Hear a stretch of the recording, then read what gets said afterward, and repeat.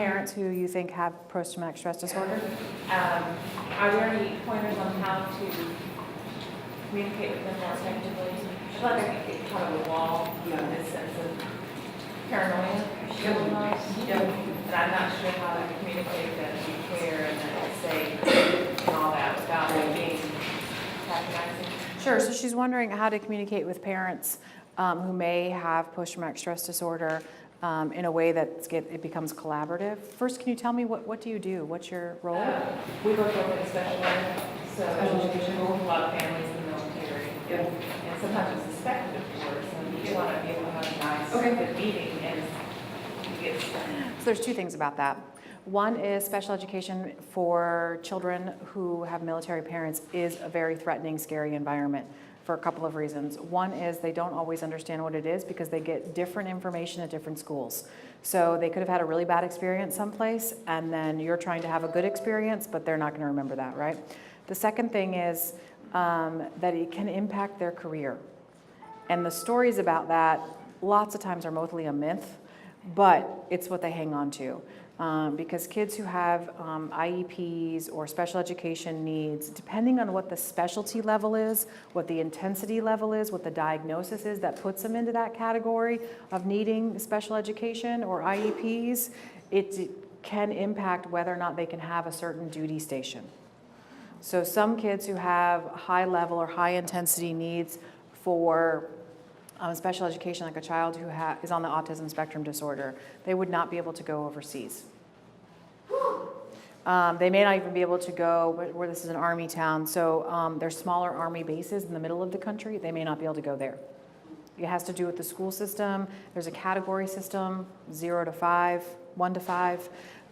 If you get rated on EFMP, which is Exceptional Family Member Program, if you get rated at a 3 or higher, it restricts your ability to deploy or go to certain duty stations as a family.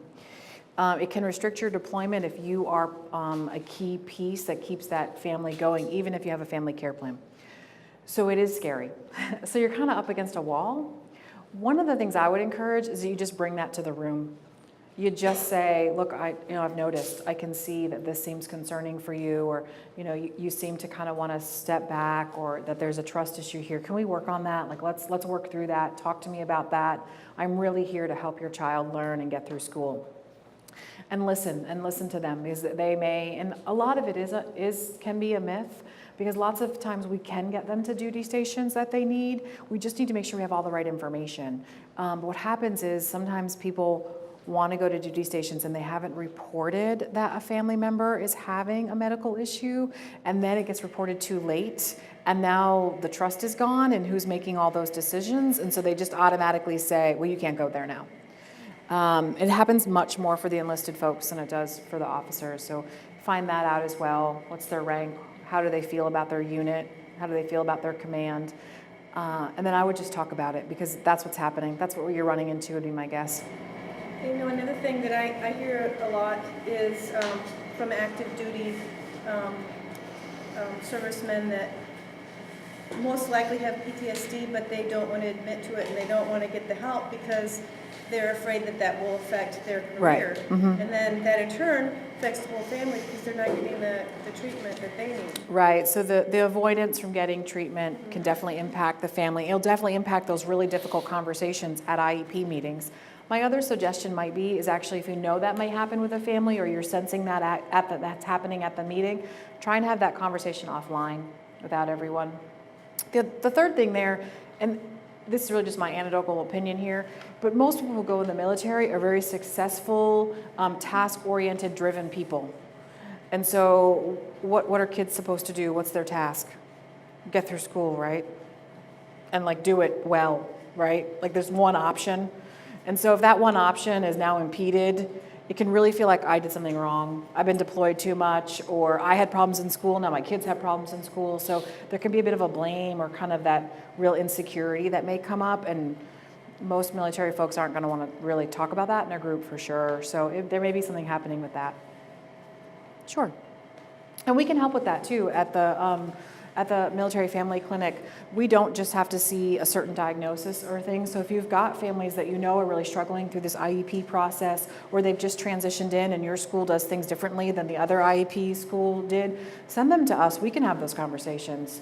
You can offer us as a resource because we can see them for transition issues, family issues. We can see them for the are they Z codes now? V codes, you know, for non-medical diagnosis things.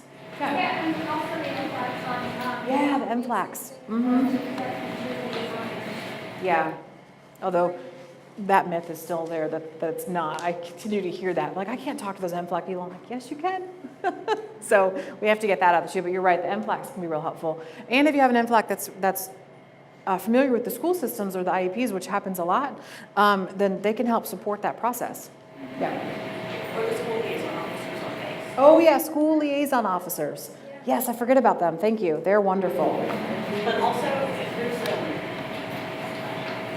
focus on experience, but they will do live counseling or web counseling with families so that they don't want to go to the NCLEX, they don't want to go on base, they don't want to see somebody in the community who's going to break stuff down.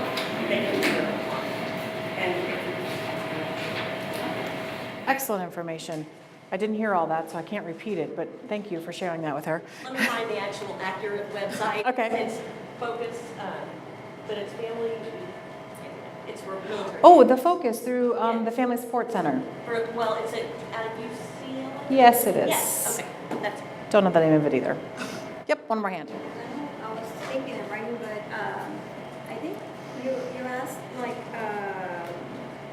when you have families like where the individual has PTSD and they have paranoia, like how do you deal with that also?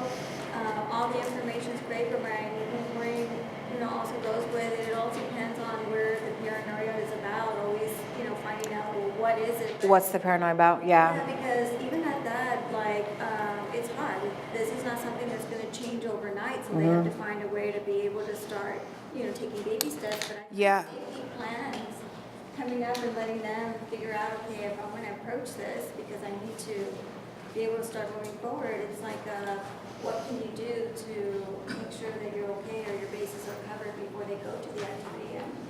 Right, so that brings up a good point, right? So what can you do? So if you know that this family may have some of that, maybe even some paranoia, maybe that's from some of the conversations you've had, I wonder if being at the school is an unknown event and or a trigger, and where are you holding the meeting? Most of the time it's in one of those tiny little conference rooms, right? With not really much space, and a little table, and you've got all these teachers staring at you like you're not doing a good job with your kids. So it might not be a good environment. Maybe we need to have the meeting someplace else. Maybe it needs to be after school so you can hold it in a larger room or in the cafeteria, something that has a better way to see the door, or there might be some safety things happening there for them. Yeah. It could be that they're not familiar with the school, so that'd be one of the things. Think about how often is this parent actually at the school? If they only come for some of these meetings, you might want to try and invite them for something else. And that's why it's good to explore, because like you said, sometimes it may not even be about the school or something, it may be about the location, because Right.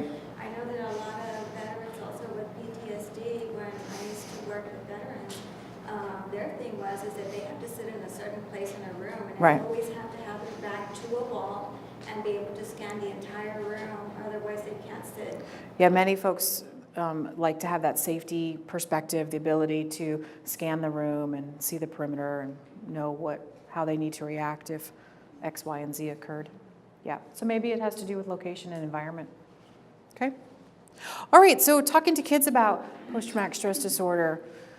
And this is a part that is really, really important. It's so important to make sure that we communicate with children and that we communicate honestly and openly and at their developmental level. A lot of us, including parents and some well-meaning providers or teachers or counselors, even well-educated social workers or psychologists, we sometimes tend to not want to discuss maybe where the kid is at. Sometimes children know a lot of disturbing information, because it's either happened to them or it's happened around them. And it's really important that you're comfortable hearing the fact that young children may say some very disturbing things about what they know or what they don't know. So it can be uncomfortable for all of us. It's a natural human thing that we want to protect children and keep them innocent, and we want them to be happy and healthy all of the time. That just seems to be an innate thing we do as adults who care for kids.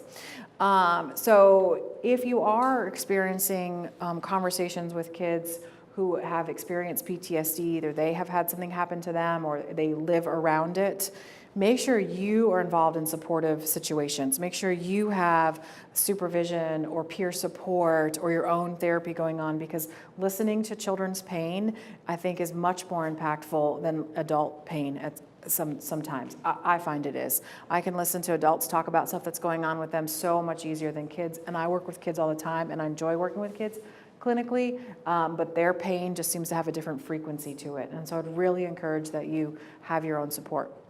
I hadn't been saying that in this presentation, but I gave it to a bunch of directors of child care centers, and one of them asked me about that.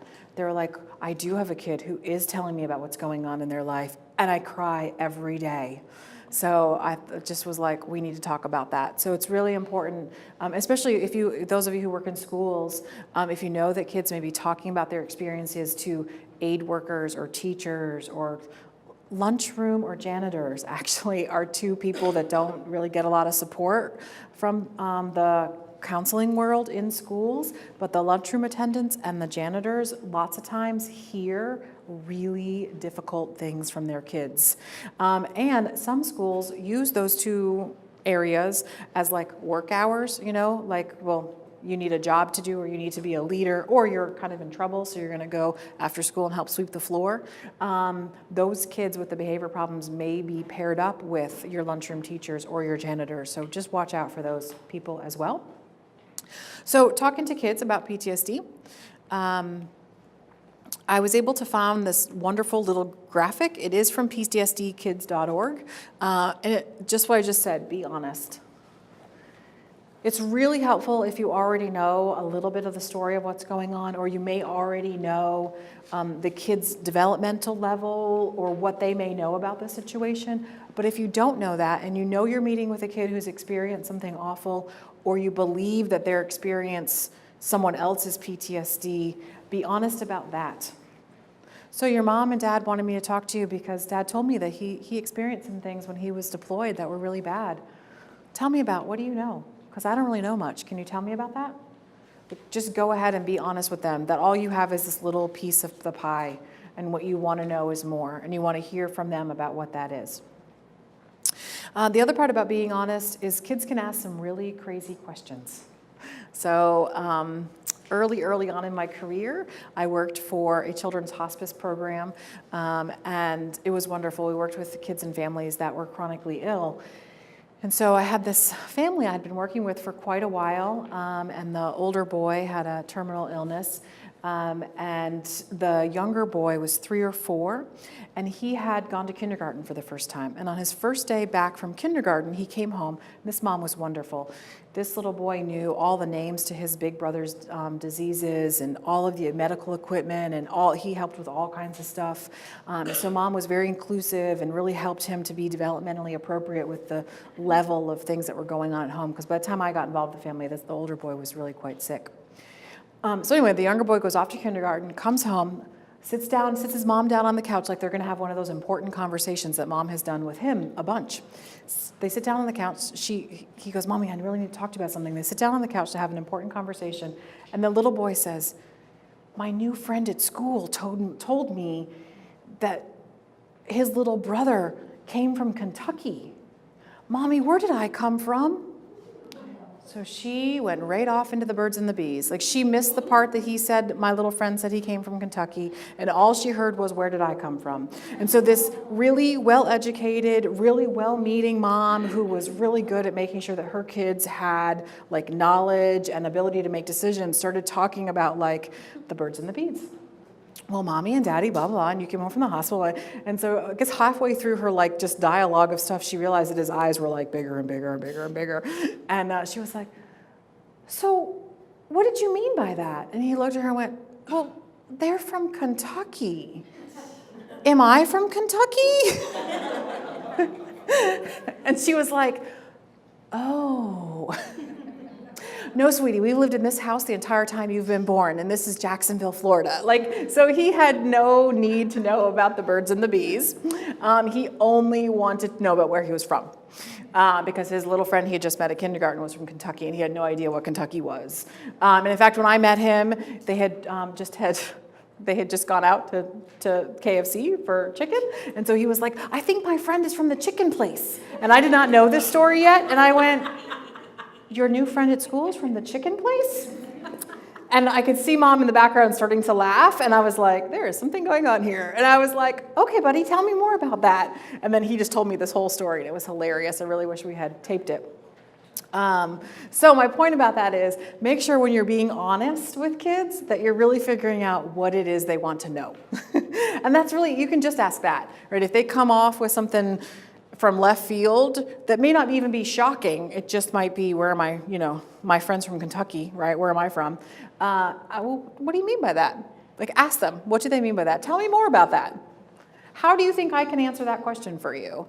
Or my favorite is, well, what do you think? Maybe you know the answer to that, and let them kind of come through that. With that other thought, there's another way to also talk about kids, and sometimes is using some TV shows or memes or things like that to help kids kind of talk to you about stuff. So we just came across this wonderful TV show. I think it's on, I know you can YouTube it. I'm not really sure what channel it is, but it's Stinky and Dirty. Has anyone seen Stinky and Dirty? Okay, you all have to go home and Google Stinky and Dirty.